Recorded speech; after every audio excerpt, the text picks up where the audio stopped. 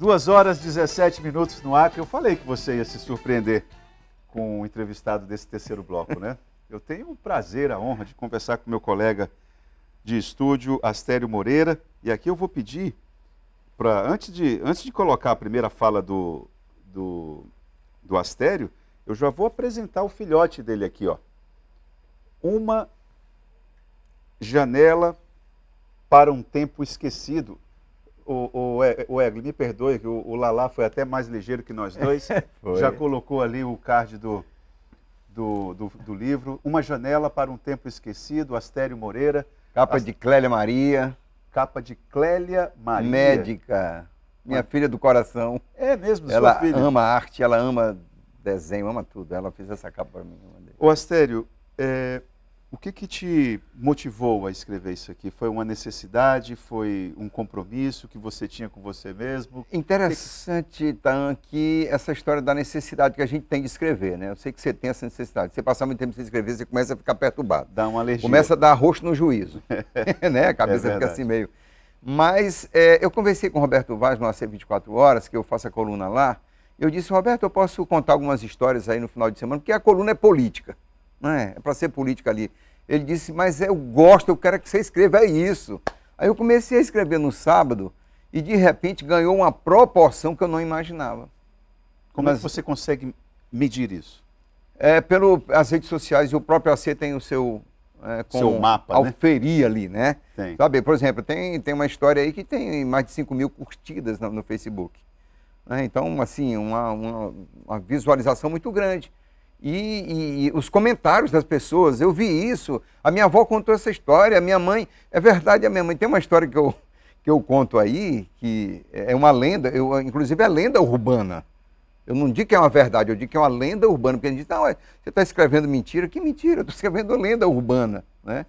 E aquela história da loira na curva do Tucumã, que aquilo quando eu cheguei em Rio Branco em 72, era manchete dos jornais da época, do rádio, Altemir Passos, naquela época, difusora Acreana, o Estevão Bimbi, né, novamente, o fantasma da loira. E para mim, eu nasci em 74, para mim, essa história da mulher na curva do Tucumã vestida de branco era uma realidade. Eu que era criança, isso aí no imaginário, não era nem lenda, não, era realidade. A cobra da Gamileira também, tudo isso movimentava a cidade. Restaurantes... barbearias, olha, a cobra apareceu. Então, eu conto um pouco dessas lendas aqui de Rio Branco, mas também de histórias que eu vivi no Rio Acre na década de 80. No começo da década de 80, eu andei muito no Rio Acre, conheci pessoas e conto também histórias que elas me contavam, eu passei a escrever. E é interessante, porque tem todo o contexto histórico, tem a descrição da época, eu gosto muito de que as pessoas consigam mergulhar naquele tempo ali e se identificar, porque se identificam. É interessante, depois que as pessoas leram no AC, ali na coluna, elas começaram a perceber que realmente tinha uma identificação. Né? Agora, uma pergunta, talvez, de um leigo.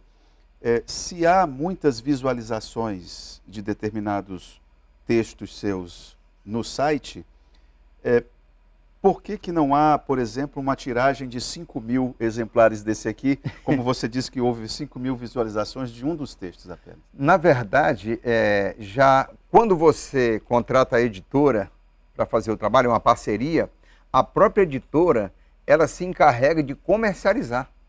Ela hoje está em várias plataformas, está na Amazon, Submarino, Lojas Americanas, está em tudo que é lugar isso aí, é só pesquisar na internet, que inclusive tem muita gente adquirindo através das plataformas, porque hoje é muito fácil, pelo celular você está lendo o livro, né?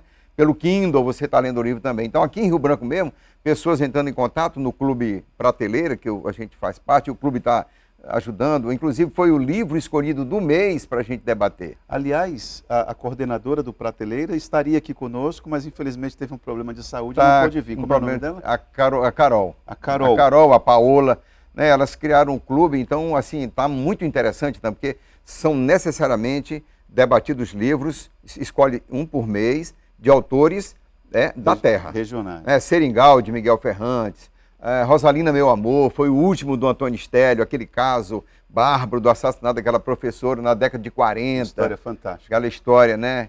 Agora, você a do Silvio Martinello, Amanda. Amanda. Do Silvio também, muito legal. Então eu acho bom para valorizar, né? O Silvio conversou com você e disse lhe alertou que vocês são jornalistas, vocês não são escritores. Foi Esse carão aí do Silvio, como é que você recebeu? A esposa dele, achei legal, no dia que a gente estava fazendo a leitura do livro dele, debatendo, né? E aí a menina estava gravando e ele gravou um vídeo dele, ele falou, olha, eu sou um jornalista, não sou escritor, pessoal. Eu achei muito legal, porque... E você é escritor ou jornalista? Jornalista, eu gosto do Silvio, inclusive foi ele que me colocou no jornalismo. Em 1993, foi o Silvio, eu vinha do rádio, em Brasileia, participei de um processo político e lá, perdi a eleição, saí endividado, como sempre em política. Chegou aqui, ele me deu a oportunidade de trabalhar no Jornal Gazeta. Então eu criei uma amizade com o Silvio, uma pessoa que eu admiro muito, muito, muito. Como eu gosto do Silvio Martinello. Uma Janela para um Tempo Esquecido tem um tom saudosista. Memória afetiva, isso. Eu acertei ou não? Tem. O que há de romântico aqui? Quando eu comecei a escrever, eu não percebi. Depois a professora que faz, inclusive, o prefácio, a professora Gleiciane Souza, eu agradeço muito ela, professora de literatura, de português, conheci ela na FADISE. Quando eu fiz lá um período de filosofia, ela dava aula de literatura. Então a gente fez uma amizade e ela também me estimulou. Porque ela falou astério, ela via as redações que eu fazia, né? E ela que tinha que corrigir, fazer... Via a qualidade da escrita, né? Aí ela disse, deixe-se conhecer.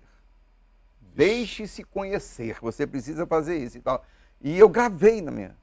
Gravei. Então, eu comecei...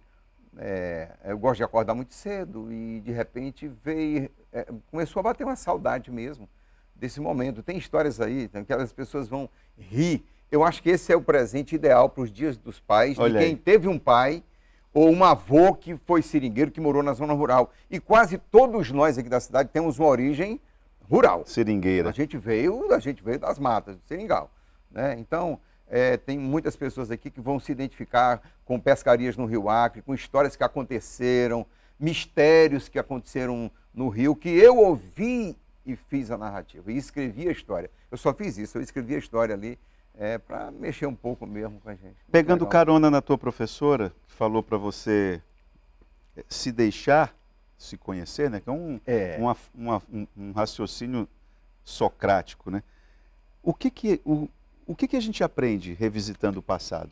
O que a gente vai buscar no passado para poder minimizar a peleja agora? Eu comentava agora há pouco que nós da década de 90, até antes, eu acho que pessoas aí de 40, 50, 60, 70, nasceram nessa época. A gente nasceu numa mudança, numa virada de século. E nós vivemos o século XX, as grandes guerras, as grandes tragédias, os grandes massacres, né, as grandes violências mesmo, muita guerra, muita coisa. Então, no final do século passado, criou-se uma expectativa de que nós entraríamos para o século das luzes, 2023, 23 anos se passaram.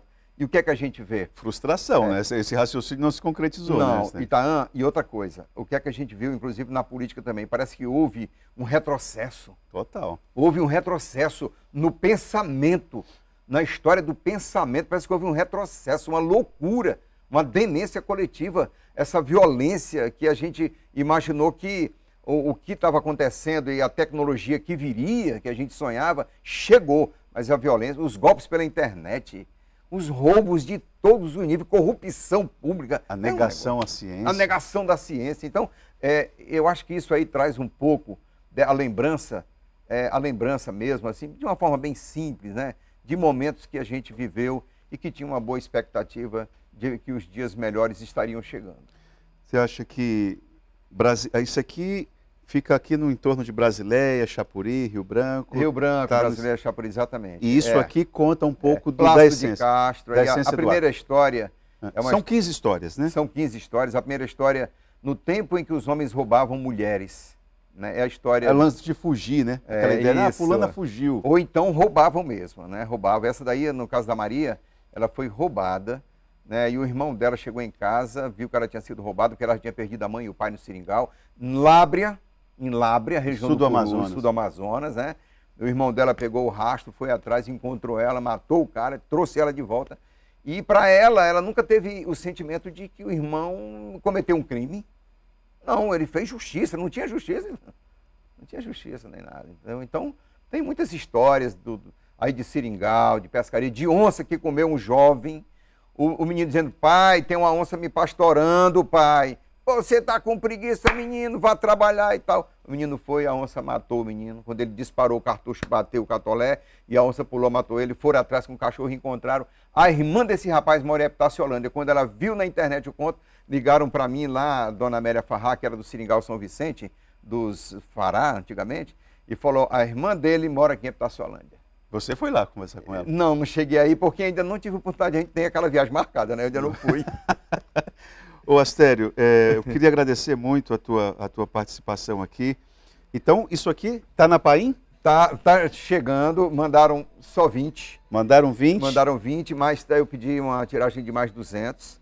E aí devagarinho a gente vai colocando. Mas as pessoas podem adquirir também pelas plataformas. Mas o livro físico eu vou mandar buscar e quem quiser comprar é fácil o contato. Perfeito. Muito obrigado, parabéns. Valeu, Está aqui uma boa sugestão de presente, uma janela para um tempo esquecido, de Astério Moreira. História dos Seringais. História dos Seringais, meu colega de estúdio aqui na TV Gazeta, uma honra tê-lo aqui conosco. Vou lembrar que esse terceiro bloco do programa é um oferecimento da Verágua, a água mineral dos acrianos. Um bom final de semana, vamos com calma, vai dar certo e até segunda-feira.